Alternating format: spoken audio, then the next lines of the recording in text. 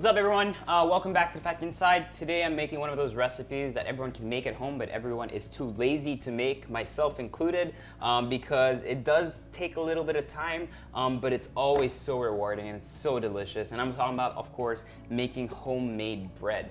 It's gonna be very simple and very quick because I'm using a mixer. No, I'm not gonna do it by hand yet again. So this is actually one of the best ways to do it, one of the easiest ways to do it. So I'm gonna start with some nice all-purpose flour. I'm gonna put about 3.5 cups. That's 3 in there. 1 cup of warm water here, which I put in about 2 to 3 teaspoons of yeast. We're gonna add that straight into our mixer here.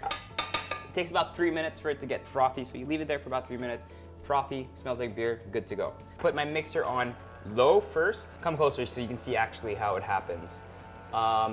So it's gonna go slowly, and then eventually you'll see it'll start forming like sand, and then eventually like a ball. Once it gets to a ball, we're gonna add our 1/4 cup of olive oil in there with some water that has some diluted and dissolved salt and sugar in it as well. Once you get shards like that, we're gonna add in our salt and sugar. What we're trying to do here is basically work that gluten. So we want to mix it as much as possible. It's basically like hitting it, beating it up just to develop that gluten so it becomes nice and elastic and easy to manipulate. Our last step is 1/4 cup of beautiful olive oil here. I'm gonna move it 1 speed up. And this is now what's gonna create that dough. So once I've got a nice formed piece of dough like this, you can see I can manipulate it easily. It's nice and smooth and silky. I'm gonna take this bowl here. I'm gonna put some extra virgin olive oil into my bowl, just like that. Coat all the sides. I'm gonna take this, put it right there. I'm gonna leave it for about 45 minutes or until it's doubled in size. And I'm gonna cover it with plastic wrap and then some damp cloth. But obviously I prepared one in advance. Right here I've got my already risen dough. You'll see it's nice and light. So what I did, after 45 minutes, it puffed up, and then I took it out, folded it a couple of times, and I added a little bit of cornmeal and flour on top of it, just like we're doing so. And then you rest it again for 15 minutes until it doubles once more in size. So I'm gonna add a bit more flour to this on the side, and then some cornmeal as well. Good mixture, gives you that nice crusty look that we're looking for. Now I'm gonna put this onto our baking sheet. So I have a little pizza pan here. I'm gonna put some flour on top of it. I'm gonna take my dough, put that on here as well, just like that. Make some dimples with my fingers. Obviously we want something nice and rustic. Olive oil. Take some fresh pepper. Parmesan cheese on top of it. This is really the fun part. You can really do anything you want with it. Add any type of flavor or any type of topping. Just make sure it's not too heavy so it doesn't keep the bread too low. You want it to puff up a little, get nice and crusty. So my Parmesan goes right on there. It's about 4 tablespoons. And to that, I'm gonna add some tomatoes, some black olives,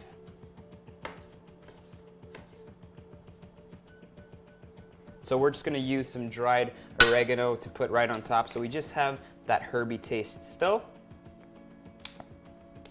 That is how I open McCormick spices. So I'm gonna put that onto our focaccia, get some black olives, give that a nice chop as well, and kind of just crumble that.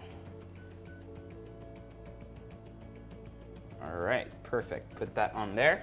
And then finally, just because I want to put it nice and together, I got some nice, beautiful jamon, some prosciutto.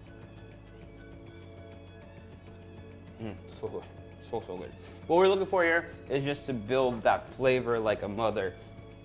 Okay, so now we're gonna step outside. I'm gonna put this actually in a nice, we have a really cool brick oven here in the house. So that flavor is gonna build, the numbers of pizza we meant in there, like that flavor is just gonna come out. So we're gonna go outside, follow me.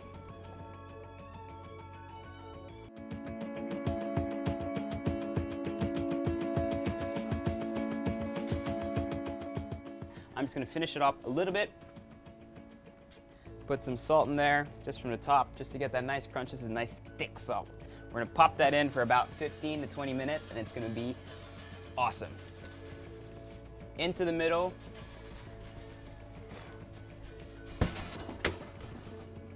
Should be in there for about 15 to 20 minutes. Check up on it, maybe once, not twice, because you don't want that air and that temperature coming out.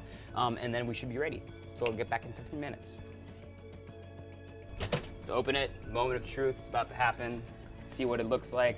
Look at that, it's huge, it's crusty. It's exactly how you want it to be, and it's nice and light. Look at that beautiful mess. Look at that. And now I'm just gonna finish it a little bit, so I'm gonna take some olive oil, put that on top here, a bit more salt right at the top, and I'm gonna finish off with just some nice, fresh spinach on top there as well. And trust me, this will be the most gorgeous bread you've made in your life.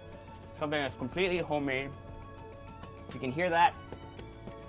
It's nice and crusty, how you want it to be. Look at that. I open it, nice and airy. You got those pockets, come closer, I'll show you. You got those nice pockets open there, but it's not too dry. It's nice and moist also, because all the olive oil went in there. So good. I really hope that you guys try this one at home. It would be a great compliment to that fresh pasta that you can make at home as well. You can make a whole Italian feast just with that homemade pasta that we did last time, and that homemade pesto, and this focaccia. Click on those 2 videos right here. Very easy to do, very simple, and please, as always, please remember to subscribe. See you guys soon. It would be a great compliment to that fresh pasta that you can make at home as well. So you can make a whole Italian feast.